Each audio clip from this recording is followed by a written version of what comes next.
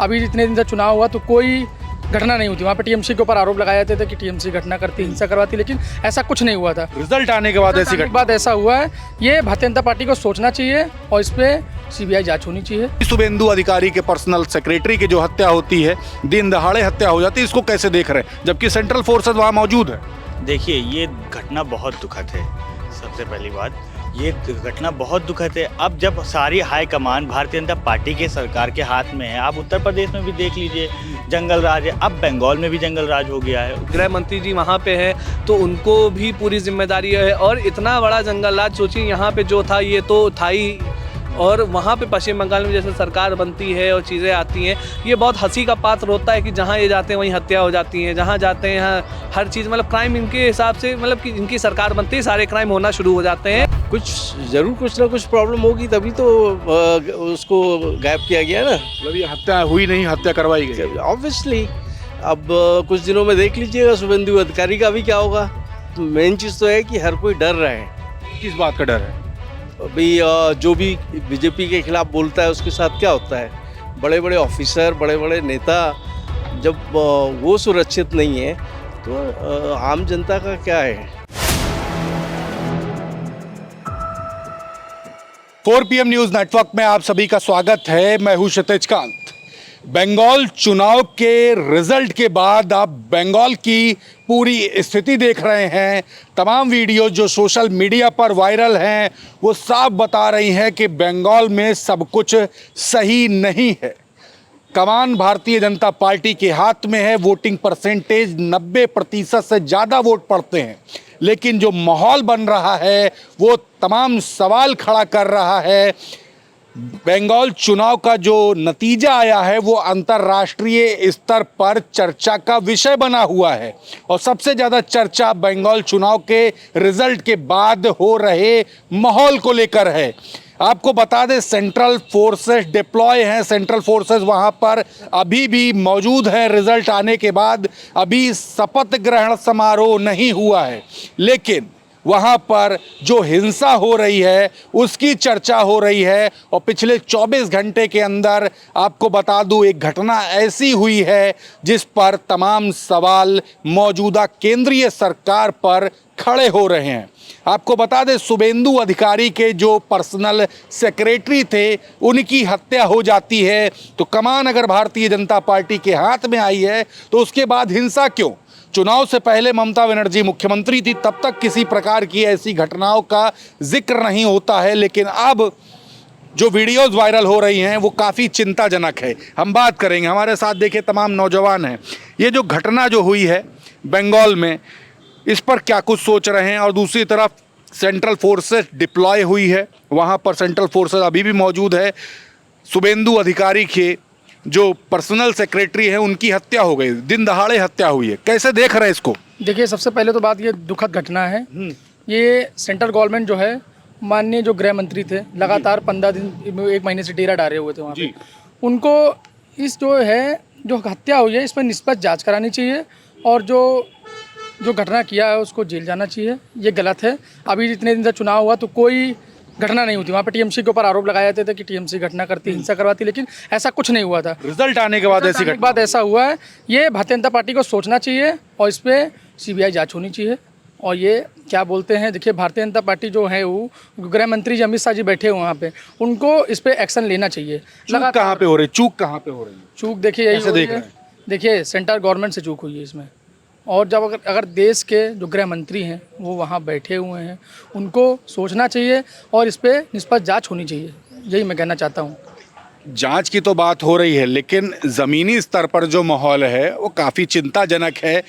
Bharatiya Janata party जब तक वहाँ पर कमान नहीं संभाली, जब तक सरकार नहीं आ गई थी, जीत नहीं हो गई, तब तक इस तरीके कोई माहौल नहीं था। चुनाव के बीच में तमाम जगह लाठी डंडे चलने की बात आई और जैसे ही भारतीय जनता पार्टी की सरकार बनने की बात होती है, बहुमत से सरकार आती, तृणमूल कांग्रेस के दफ्तर फूके जाते हैं। ममता बनर्जी की कई ऐसी डमी वीडियोस वायरल हो रही जिसमें उनको पूरा भारतीय जनता पार्टी के लोग पीछे चल रहे हैं और आगे उनको बांध के ले जाया जा रहा है। ऐसी वीडियोस आ रही हैं। कई जगह तृणमूल कांग्रेस के हारे हुए प्रत्याशी जा रहे हैं, वहाँ पर जय श्री राम बोला जा रहा है। तमाम ऐसी वीडियोज़ आ रही। कैसे आप देख रहे हैं और अभी शुभेंदु अधिकारी के पर्सनल सेक्रेटरी की जो हत्या होती है, दिन दहाड़े हत्या हो जाती है, इसको कैसे देख रहे हैं जबकि सेंट्रल फोर्सेस वहाँ मौजूद है? देखिए, ये घटना बहुत दुखद है।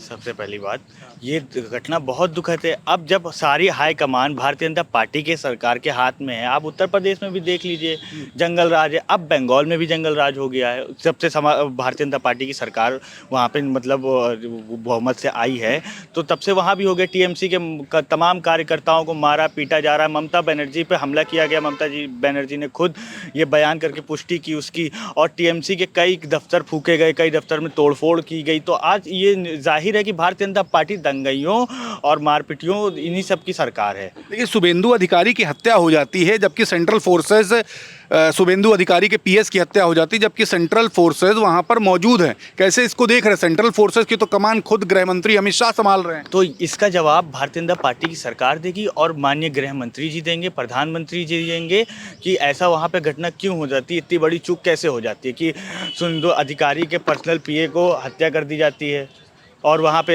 किसी भारतीय जनता पार्टी का बयान अभी तक नहीं आता, कोई उसकी जिम्मेदारी नहीं लेता है। तो ये सब चीज़ें जनता देख रही है और इस बार 2027 के इलेक्शन में ये जंगल राज यूपी में नहीं आएगा। यहाँ पे समाजवादी पार्टी की सरकार बनेगी और 2029 में भारत से भी ये लोग जाने वाले हैं। ये जो घटना हुई है बंगाल चुनाव के जस्ट बाद, ये जो घटनाएं जो चालू हुई हैं, इसको कैसे देख रहे हैं? तमाम सवाल खड़े हो रहे हैं, मन में क्या आता है नौजवानों के?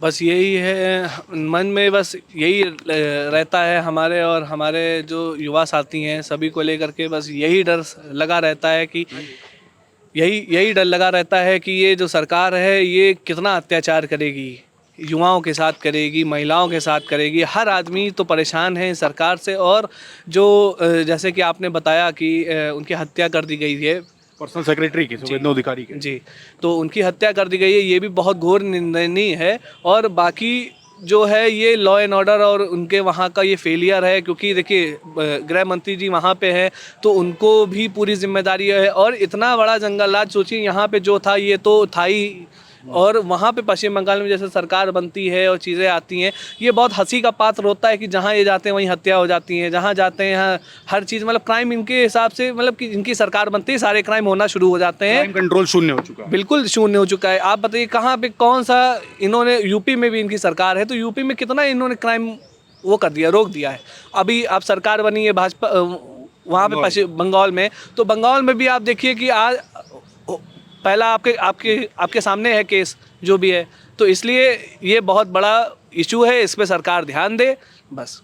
सर, बंगाल में चुनाव तो हो गया, जीत गई भारतीय जनता पार्टी, लेकिन अब चर्चा अंतर्राष्ट्रीय स्तर पर हो रही है कि जो विश्व की सबसे बड़ी पार्टी होने का दावा करती है, जिसकी सबसे ज़्यादा लोकप्रियता है, उसी की सरकार बनती है और उसके बाद हिंसा शुरू हो जाती है। तमाम वीडियो सोशल मीडिया पर वायरल हो रही हैं। और अब जबकि सेंट्रल फोर्सेस डिप्लॉय है, सेंट्रल फोर्सेस बंगाल में है, उसके बावजूद भी शुभेंदु अधिकारी, उनके पर्सनल सेक्रेटरी की दिन दहाड़े हत्या हो जाती है। इसको कैसे देख रहे हैं? क्या चल रहा है माहौल? आप तो काफ़ी सीनियर, क्या समझते हैं? ये सब बीजेपी का मैनेजमेंट है। इनका काम ही है जहाँ पहुँचते हैं जिससे साझा या सपोर्ट लेते हैं उसी को ख़त्म कर देते हैं।